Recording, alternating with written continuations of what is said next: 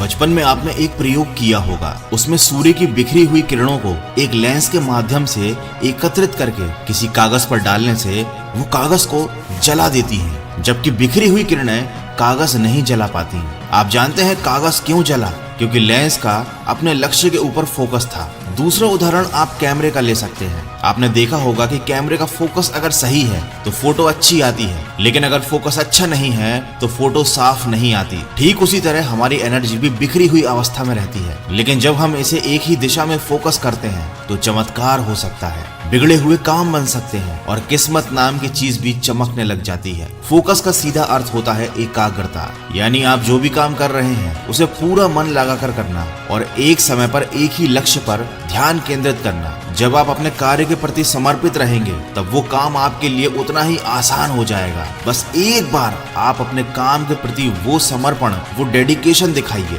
फिर आप खुद इसके नतीजों से हैरान रह जाओगे। लेकिन फोकस करना जितना लोग आसान समझते हैं उतना आसान भी नहीं है, लेकिन असंभव भी नहीं है। बस आपको सही तरीके से, सही दिशा में सकारात्मक सोच के साथ, दृढ़ता के साथ आगे कदम बढ़ाना है। तो आज मैं आपको बताऊंगा लक्ष्य पर फोकस करने के 9 टिप्स जो आपकी काफी हेल्प करेंगे। अपने कार्य क्षेत्र मतलब अपने वर्क स्पेस को सिस्टमैटिकली व्यवस्थित रखें। आप चाहे घर पर हो या ऑफिस में काम कर रहे हो, एक साफ और व्यवस्थित जगह होने पर आप काम पर ज्यादा ध्यान केंद्रित कर पाएंगे। इसीलिए अपने आसपास से वो हर चीज हटा दीजिए जो आपका ध्यान भटकाती है, आपके हाथ का ये मोबाइल भी। दूसरा जो इम्पोर्टेंट पॉइंट है वो है लिस्ट बनाइए। हर दिन या हर सप्ताह की शुरुआत में अपने कामों की एक लिस्ट जरूर बनाइए, ये आपको ज्यादा फोकस करने में मदद करेगी। लिस्ट के अकॉर्डिंग जब आप एक समय पर एक काम करेंगे तो आप बहुत ज्यादा फोकस रह पाएंगे और इससे आपकी एफिशिएंसी भी बढ़ेगी। तीसरा पॉइंट है छोटे छोटे ब्रेक लीजिए।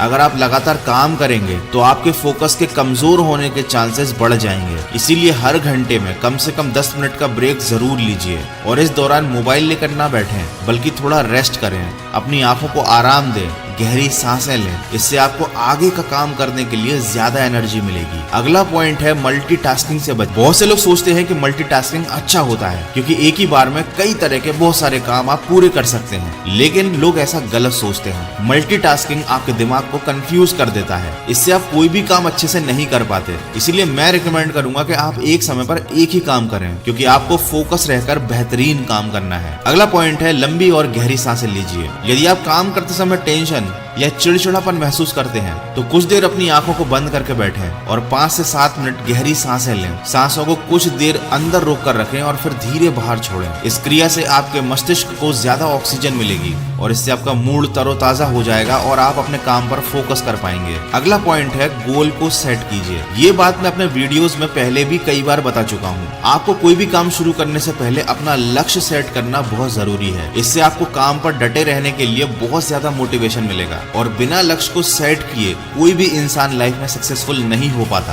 क्योंकि जब आपको पता ही नहीं होगा कि आपका अल्टीमेट गोल क्या है तो आप बिल्कुल लक्ष्यहीन हो जाएंगे। अगला पॉइंट है स्टे मोटिवेटेड। अगर आप डिस्टर्ब होने से बचना चाहते हैं, अपने काम के प्रति और ज्यादा मोटिवेटेड रहना चाहते हैं, तो सबसे बढ़िया तरीका है कि आप अपने काम को पूरा करने के लिए मोटिवेटेड रहें। आप अपने घर में और मोबाइल के वॉलपेपर पर लिख लें कि आपका लक्ष्य आपके लिए क्यों जरूरी है। इससे आपकी नजर आपके लक्ष्य पर दिन में कई बार पड़ेगी। ये चीज आपको याद दिलाएगी कि आपको काम के प्रति फोकस रहना कितना जरूरी है। आपको बार बार ये चीज याद आएगी कि लक्ष्य पूरा होने के बाद आपको क्या मिलने वाला है और इससे आपका मोटिवेशन बना रहेगा। Last but very important point is turn off your notifications. यकीन मानिए 90% नोटिफिकेशन जो आपके स्मार्टफोन पर आते हैं वो आपके बहुत ज्यादा काम के नहीं होते, ये केवल आपका ध्यान भटकाते हैं। अगर आप वास्तव में फोकस रहना चाहते हैं तो आपके मोबाइल के बेफिजूल के नोटिफिकेशन को बंद कर दीजिए। अब आप बोलेंगे कि इतना बड़ा और महंगा मोबाइल लेने का फायदा ही क्या जब आपको उसके नोटिफिकेशन ही बंद करने पड़े। तो दोस्त याद रखिए, कोई भी मोबाइल आपकी जिंदगी, आपके लक्ष्य से बड़ा नहीं है।